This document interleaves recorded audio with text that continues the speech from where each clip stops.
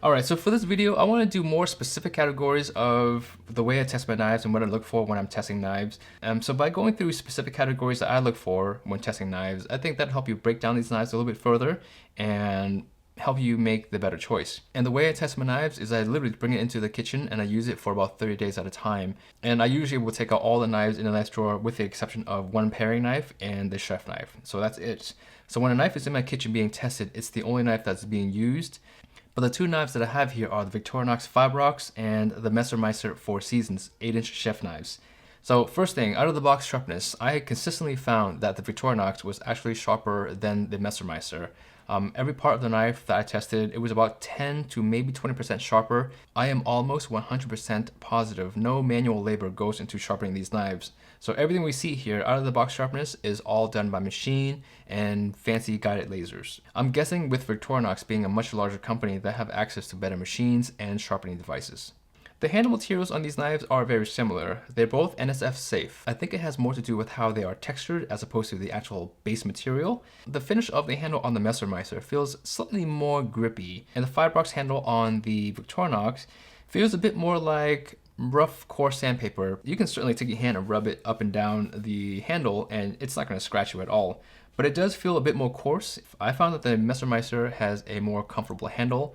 It's more rounded and slightly shorter. So for me, that actually works a little bit better. The handle on the Victorinox is not necessarily uncomfortable, but it's slightly taller and slightly more narrow for my hands.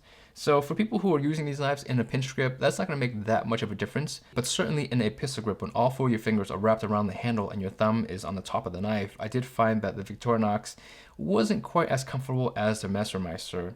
Some people will say that spine thickness is everything and that they only buy knives with a spine thickness of under 2 millimeters, which is fine. Measuring the spine of both knives right above the heel, the Messermeister measures 2.89 millimeters at the spine, while the Victorinox measures about 2.3. In my use cases, I have found that knives with thicker spines are a bit more stable on the cutting board and are easy to use when cutting large ingredients or hard ingredients like watermelon or spaghetti squash. And then generally speaking, knives with thinner spines typically cut a little bit better, but they're not quite as stable as knives with thicker spines. So again, that is very subjective and one is not necessarily better than the other. And the other two important factors that we look at are the more or less the blade belly and the blade height. Now the blade height is measured from the heel of the knife up to the spine. The Messermeister has a height of 58 millimeters and the Victorinox has a height of 52 millimeters. Mincers, dicers, and push cutters will tend to like the Victorinox a little bit better, and rockers will tend to like the Messermeister a little bit more.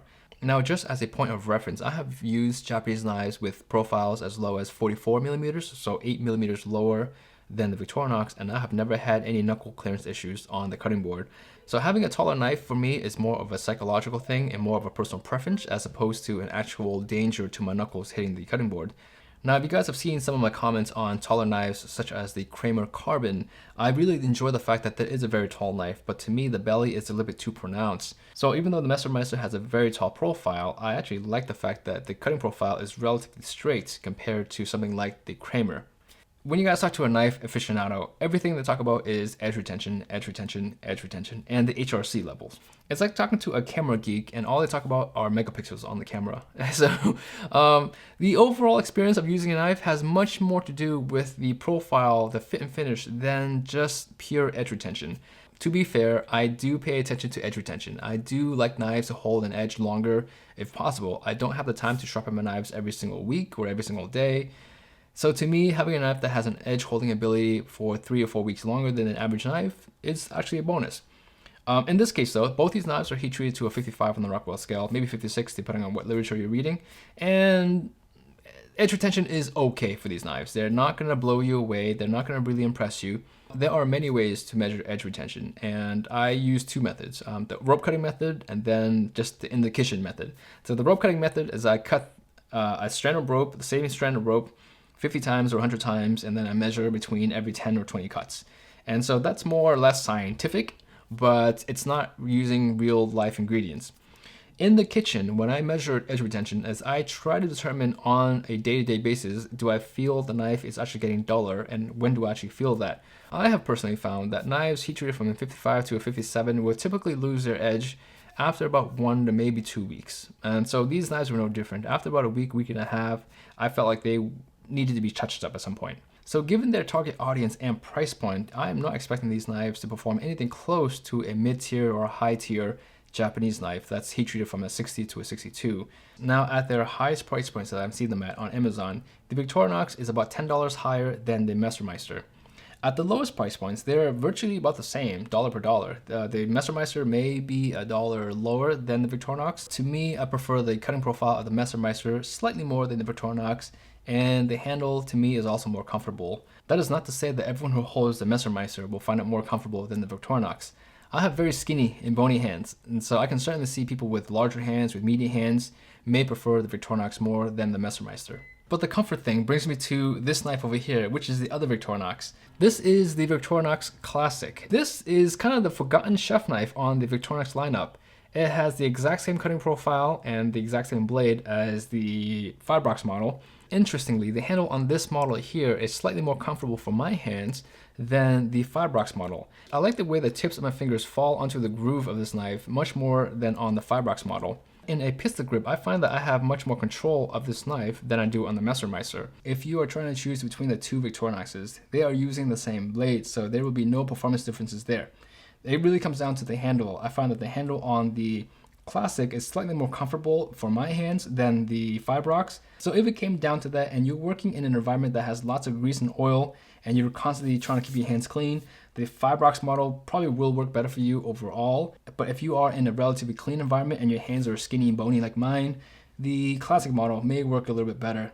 And overall edge retention and sharpness, they're really all the same, even though the out-of-the-box sharpness was slightly better on the Victorinox. That to me is negligible because I sharpen my own knives. And after that, it comes down to cutting profiles. I think the extra height on the Messermeister is slightly better, in my opinion, than the Victorinox's, and then the handle is a bit more comfortable as well, even though the handle on the Classic Victorinox is more stable than both these other knives here. I've had to choose an absolute winner. To me, the Messermeister is the more compelling knife in this group of knives here. The effort you put into your actual cooking is much more important than the knife that you're using. So a knife is just a tool. Don't forget that. I certainly want to hear from you. If you have used or owned the Victorinox or the Messermeister, let me know in the comments. And if you have any other $30 or $40 knives that you want me to look at, that you have experience with, that you love, let me know in the comments. I will do my best to pick it up and maybe add it to this comparison for a future video. I will leave links to these knives in the video description. You guys can check them out on your own time. All right, guys. Well, that'll be it for this video. Thank you for being here, and I'll catch you in the next one.